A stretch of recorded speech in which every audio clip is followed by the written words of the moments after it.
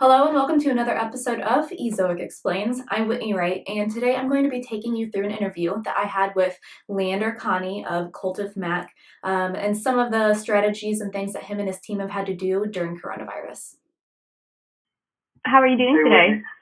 Thanks. Well, I will just jump into some of these questions. So when this was all kind of starting, what were your initial reactions, and did you have an intuition of what might be going to happen for your site? Well, to be honest, no, not really. I guess we were just sort of kind of hoping that business would be, we would be unaffected. We publish on the internet, and the team is all remote, or most of us anyway. There's two or three of us that work in an office, but most of everyone works, from home. That kind of work situation wasn't going to affect us, and we figured we'd be able to keep publishing, pretty much as normal. Even during a lockdown. But, we didn't really anticipate the huge slide in, the revenues. And that kind of caught us, a little bit off guard. I think, we assumed that would continue as normal, but, everything's coming crashing to a halt. So, that was something that we didn't anticipate. What were your concerns when you saw that things would be changing? Well, that exactly, keeping the business alive because, revenue, I've never seen anything like this. We've had problems in the past, but, I've never seen revenue just sort of suddenly, the tap just suddenly, get turned right off. Which, is the situation here, it looks like this month, we'll be getting half the normal revenue, and who knows what's going to happen next month. We asked all the staff to take half pay for this month. So everyone's getting half their normal paycheck, which, we should be able to manage for this month, but I don't know about, what's going to happen next month. So we're hoping for, things to rebound. We're trying also we're trying to do more e-commerce. So it's difficult to kind of turn those things on. They don't turn on a dime. It takes a long time to build that stuff up. So, and then of course they just announced a bailout package. A deal's been agreed, and so we'll see what that holds out for small businesses like ours. Yeah. But to be honest, I'm not really holding out much hope for that. So how has Cultive Mac specifically seen changes? Traffic's up slightly, which is good. We're hoping that it will increase, and so that's what that's one good sign. Yeah, traffic's up. People are at home. They're on the internet all day, and they're reading more news. So hopefully that'll increase. We've seen there's kind of more engagement on Twitter and Facebook. And we're hoping, like I said, with e-commerce, we're hoping that, the e-commerce will continue and, that we'll be able to make up some revenues with that. We have an online store, where we sell, Apple accessories, mostly for the Apple Watch. So far, it's kind of holding steady. We haven't seen a big uptick, but, I read the news stories about Amazon hiring 100,000 workers and, a lot of people getting deliveries. So, we're hoping that will be, something that could help us out. Do you have any affiliate deals or anything that is beneficial for that? Yeah, we've been doing, affiliate stuff, and we've been highlighting for the last week or so, work at home equipment. Stuff to make it easier for you to set up, work at home office. It hasn't been tremendous. I think, the trouble is that all the other publishers are all doing exactly the same thing. It's always been kind of hit or miss anyway, that the affiliate stuff for us, sometimes it hits big and it can go gangbusters, and then other times it's crickets. It's been difficult for us to figure out exactly why. It's kind of almost like, it's just down to luck. I think they're really struggling to deliver essential stuff, and I don't think they consider, office chairs and mouse pads to be essential. So some of the shipping times have slipped a little bit. That is something that we like you said, affiliates is definitely something we've been looking at and trying.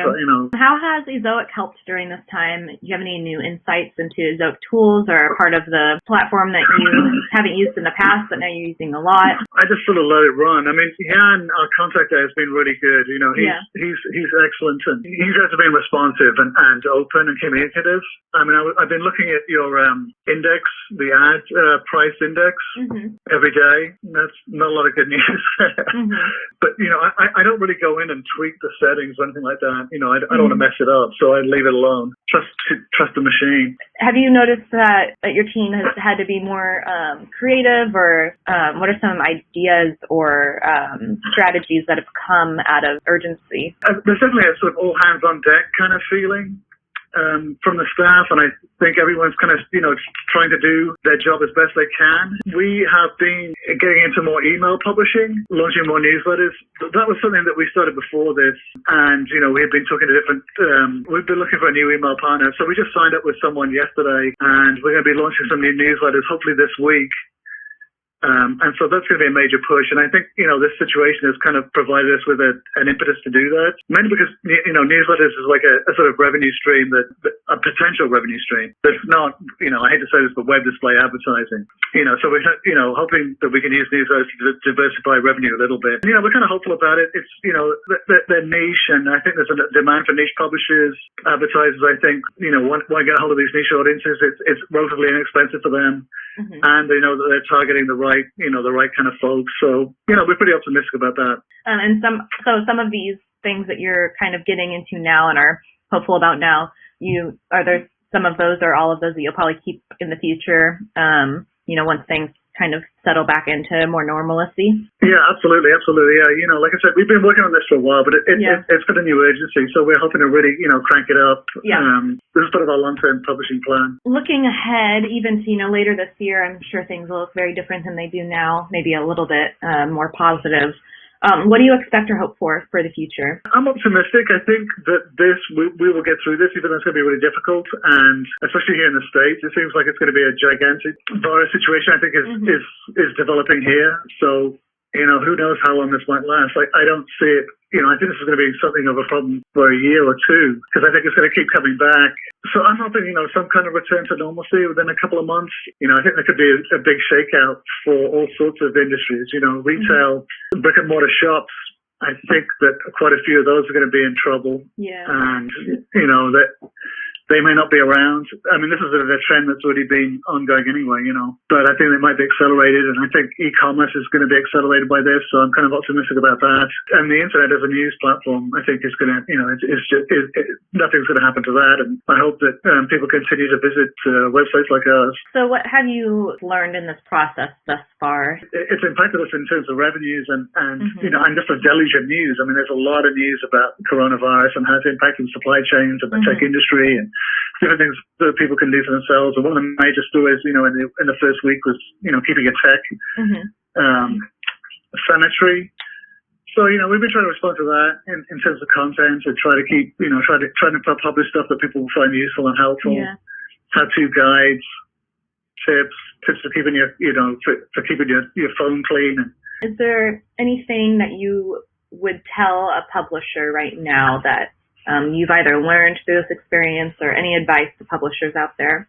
The thing that I'm most proud of in this situation, I think, is asking the staff to go on half wages, because, otherwise we're going to have to lay some staff off. Yeah. And, I asked everyone to volunteer to do this, and it was unanimous. Everyone's sticking together, and we're all supporting each other. Everyone took, half pay, and, I'd love to see other people doing that. I think, stick by your stuff. Well, have a great rest of your day, and we'll be in touch. Great. Okay. Thanks.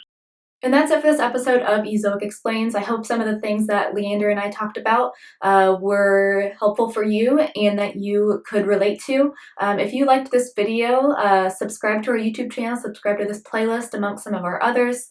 You can find us on Facebook, LinkedIn, YouTube, Twitter, and on ezoic.com. We also have a blog at ezoic.com/blog. This has been another episode of Ezoic Explains.